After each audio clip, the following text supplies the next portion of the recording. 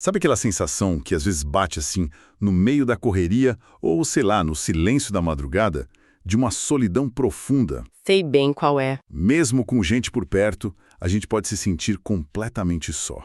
Mas, e se uma parte dessa solidão for, na verdade, um mal-entendido? O mal-entendido. Gostei disso. E se a gente tivesse uma companhia constante, sabe? Dedicada, que nos entende de um jeito que a gente nem imagina? Hoje, a gente não vai falar de fantasia. A gente vai mergulhar numa realidade espiritual que é, ao mesmo tempo, profunda e muito prática. Exatamente. A nossa conversa de hoje vai se basear em algumas obras fundamentais de Allan Kardec, como a Gênese, o Evangelho segundo o Espiritismo e, claro, o Livro dos Espíritos. A nossa missão é explorar a fundo a ideia dos espíritos protetores, que a maioria de nós conhece como anjos da guarda. Isso. Mas quem são eles, na real? Qual a missão deles? E, o mais importante, como é que a gente pode sentir essa presença no dia a dia? A proposta é ir além da imagem de um ser de asas brancas para descobrir, talvez, um verdadeiro amigo e guia espiritual. É isso. E esse é, sem dúvida, um dos conceitos mais bonitos e, eu diria, mais consoladores que a doutrina espírita nos oferece. Com certeza. E o interessante é que, quando a gente examina as fontes, percebe que essa ideia não é só um afago no coração, sabe? Ela é construída com uma lógica, com um raciocínio que nos convida a entender de um jeito novo o que significa nunca estar verdadeiramente só. Então vamos começar por aí, por essa imagem que todo mundo tem na cabeça. Quando se fala em anjo da guarda, a primeira coisa que vem é a figura de um ser angelical, com asas, auréola. Tocando uma harpa, talvez? Exato. Uma criatura perfeita de uma criação separada da nossa. Mas pelo que as obras de Kardec nos dizem, essa imagem não bate muito com a realidade, né? Não bate mesmo. E essa é a primeira grande virada de chave no nosso entendimento. Em A Gênesis, Kardec já deixa claro que a ideia de seres criados perfeitos e eternamente superiores não se sustenta. Mas é em O Livro dos Espíritos que a gente encontra a definição mais direta. Que seria qual? Os anjos da guarda, ou espíritos protetores, não são uma categoria à parte de seres.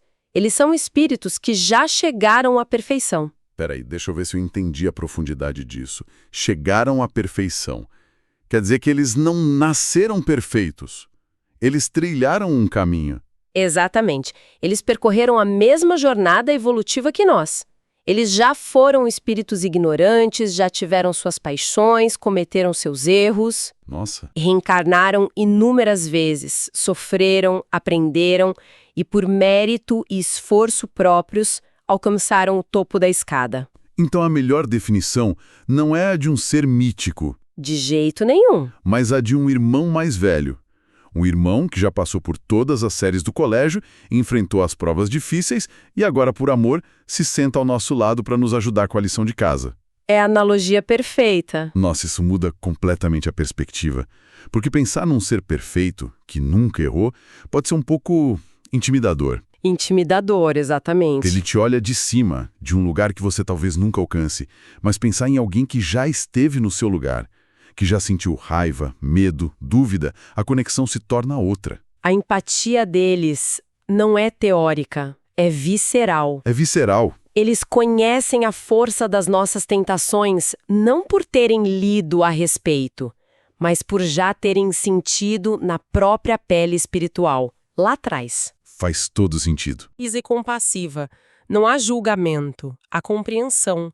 Eles não dizem como você pôde fazer isso, mas sim, eu sei que é difícil, mas o melhor caminho é por aqui. Confie em mim. A relação sai do campo da veneração, então. E entra no campo da camaradagem, da confiança profunda. Entendi. Então, se essa presença é de um amigo tão próximo, de um mentor, como ela funciona na prática? É uma proteção constante? Porque, honestamente, na vida real, a gente se sente desamparado com muita frequência. Sim. Eles estão lá o tempo todo, do nosso primeiro choro no berço até o último suspiro. A resposta que as fontes nos dão é sim, sem dúvida alguma. A missão deles é um compromisso de amor que abrange toda a nossa existência. Toda a existência. A gente vê isso de forma muito bonita em O Evangelho segundo o Espiritismo nas preces. Na prece por um recém-nascido, por exemplo, se pede: bons espíritos, que viestes presidir seu nascimento e que deveis acompanhá-lo durante a vida, não o abandoneis. Já estabelece o vínculo desde o segundo zero. E esse vínculo se encerra com a morte? De forma alguma. Eu diria que ele se intensifica. Na mesma sessão do Evangelho, a prece por alguém que acabou de morrer se dirige diretamente ao anjo guardião, Ah, claro. pedindo que ele ampare o espírito nesse momento de transição. Mas a passagem mais poderosa sobre essa constância, para mim, está em O Livro dos Espíritos. Onde? Numa mensagem atribuída a Santo Agostinho e São Momis, eles dizem que os anjos da guarda estão conosco nos cárceres, nos hospitais, nos lugares de devassidão, na solidão. Nossa, isso é muito forte. Nos lugares de devassidão. Quer dizer que mesmo no nosso ponto mais baixo, na lama, quando a gente sente vergonha de si mesmo, Mesmo ali. eles não se afastam com nojo ou decepção. Pelo contrário, é nesses momentos que a sua presença se faz mais necessária e, portanto, mais ativa. A missão deles não é apenas aplaudir nossas vitórias. É nos amparar nas quedas. Exatamente. É principalmente nos amparar em nossas quedas. Eles são como o médico do pronto-socorro da alma. O trabalho deles é mais intenso justamente quando estamos mais feridos. Então a ideia de que estamos desamparados é... Uma ilusão. Segundo essa doutrina, sim, é uma ilusão criada pelo nosso próprio estado de perturbação que nos impede de sentir essa presença que está sempre lá. Faz todo sentido. E olha, antes da gente continuar nesse ponto que é tão central, eu queria só fazer um pequeno convite. Claro, por favor. Se essa nossa conversa, se esse estudo estiver, sei lá, tocando o coração de alguma forma, estiver fazendo sentido... Se estiver ajudando a clarear as ideias, né? Exato. A gente ficaria muito feliz se quem nos ouve pudesse demonstrar esse apoio. É super simples. É verdade, e ajuda muito o nosso trabalho a continuar. Só clicar no gostei, seguir o nosso canal e, claro, ativar as notificações para não perder as nossas próximas análises. E compartilhar. Compartilhar é fundamental. Principalmente, porque compartilhar é quase um ato de caridade digital, né? Ajuda essa mensagem de consolo, de esclarecimento a chegar em mais e mais pessoas. Com certeza. Fica o convite então. Isso, mas voltando. Mas isso me leva a uma questão que eu acho é o ponto central para muita gente. Vamos lá. Se o amor deles é incondicional e a presença é constante, o que acontece quando a gente não só erra, mas insiste no erro? Quando a gente ouve o conselho e por teimosia faz o contrário. Chega uma hora que eles cansam, existe um limite para essa paciência e eles simplesmente nos abandonam? Essa é a pergunta de $1 milhão e a resposta é um dos ensinamentos mais profundos sobre amor e respeito. Eles nunca nos abandonam. Nunca. Nunca. Mas eles podem se afastar. E há uma diferença gigantesca entre uma coisa e outra. Abandonar e se afastar. Isso. Abandonar seria um ato de desistência, de falta de amor. Afastar-se é um ato de profundo respeito ao nosso livre-arbítrio. Como assim? Explica melhor essa diferença.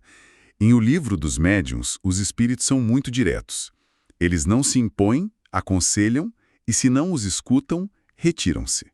Esse retirar-se é a chave. Certo. Imagine que você está tentando ouvir uma rádio de música clássica que transmite numa frequência específica, ok? Ok. Se você deliberadamente muda o dial do seu rádio para uma estação de ruído e estática, a rádio de música clássica não parou de transmitir. Ela continua no ar, tocando. Mas eu não consigo mais ouvir. Você não consegue mais ouvi-la porque você mudou de sintonia. É como se os nossos pensamentos e atos de teimosia, de raiva, de egoísmo, mudassem o nosso dial espiritual. A gente sai da frequência deles. É isso? Perfeitamente. Eles se calam não por estarem bravos, mas porque a nossa estática mental é tão alta que a sua voz sutil não consegue mais nos alcançar. Eles não podem forçar, né? Não podem. Forçar a gente a fazer o bem tiraria todo o mérito da nossa escolha e anularia nosso aprendizado. Então, por amor, eles se afastam e esperam. Esperam que a gente canse do ruído e decida, por conta própria, procurar a sintonia da música de novo. E esse afastamento, ele não é perigoso? Quer dizer, se o nosso protetor se afasta, isso não abre espaço para outras influências, talvez menos bem-intencionadas? Sim, esse é um ponto crucial e um alerta importante. A natureza, tanto física quanto espiritual, não gosta de vácuo. Certo. Se nos afastamos da sintonia dos bons espíritos por nossas escolhas, abrimos a porta para a sintonia com espíritos que vibram nos mesmos erros e paixões que nós. É por isso que, às vezes, parece que quando a gente entra num ciclo ruim, tudo dá errado de uma vez. Exato, não é um castigo divino, é uma questão de afinidade vibratória. Nós escolhemos a nossa companhia, seja ela encarnada ou desencarnada. Isso dá uma responsabilidade enorme pra gente, né?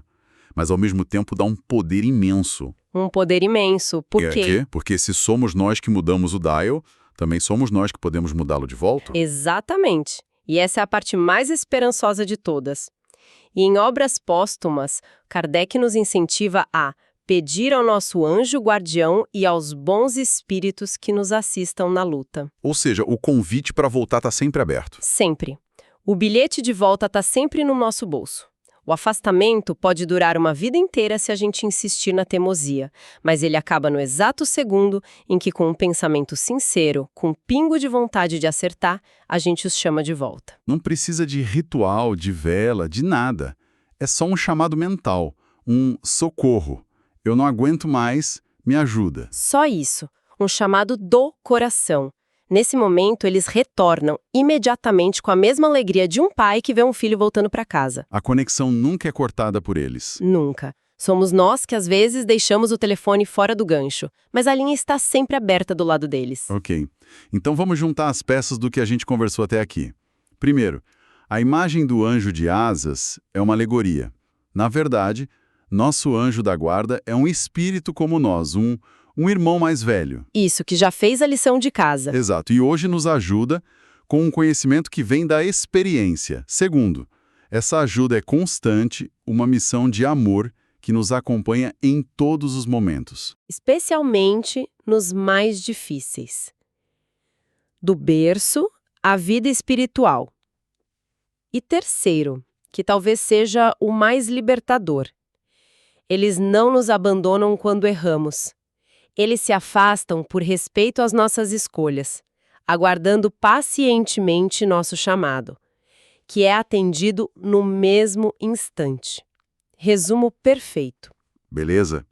Mas o que isso tudo significa para quem está nos ouvindo agora, no trânsito, lavando a louça, tentando dormir? Como a gente torna isso algo real e prático? Acho que o primeiro passo é mudar a nossa postura interna, deixar de pensar neles como seres distantes, sagrados, e passar a vê-los como nosso amigo mais íntimo, nosso confidente e coach pessoal. Um amigo que não tem ego. Não se ofende e cuja única agenda é o nosso bem. Então o convite seria para uma ação bem simples. Tentar conversar. Não precisa ser uma prece formal, cheia de palavras difíceis, né? De jeito nenhum. Pode ser um diálogo mental, um desabafo. Nossa, hoje o dia foi difícil, o que eu faço com essa situação no trabalho? Ou pedir inspiração antes de uma conversa importante. Me ajuda a encontrar as palavras certas, a ter calma ou simplesmente agradecer. Obrigado pela intuição que me livrou daquele problema. Tratá-lo como companheiro de jornada, que ele realmente é. Exatamente. E isso nos leva a um pensamento final para quem nos ouve refletir. Se o nosso anjo guardião é esse espírito que nos ama incondicionalmente, que conhece nossas lutas do passado e do presente, e está sempre tentando nos inspirar, talvez a maior barreira para sentir essa ajuda não seja a distância entre o mundo físico e o espiritual. Talvez a barreira seja o barulho dentro da nossa própria cabeça. O barulho dos nossos medos, do nosso orgulho, da nossa ansiedade. Precisamente. Eles estão constantemente nos enviando intuições, ideias, sensações de paz, mas essa comunicação é sutil, ela não grita, ela sussurra. E a nossa mente é barulhenta demais. Se a nossa mente for uma avenida movimentada, cheia de buzinas e preocupação e sirenes de pânico, a gente simplesmente não consegue ouvir. Então a questão para se ponderar é: Que pensamento ou hábito barulhento a gente poderia tentar silenciar hoje, nem que seja por 5 minutos, para criar um espaço de escuta? Um pequeno silêncio. Um pequeno silêncio, para finalmente ouvir a inspiração que esse nosso melhor amigo está, neste exato momento, nos enviando. Deixem suas perguntas e pensamentos nos comentários. Eles são um material precioso para futuras conversas e para os episódios de perguntas e respostas que estamos planejando. Com certeza.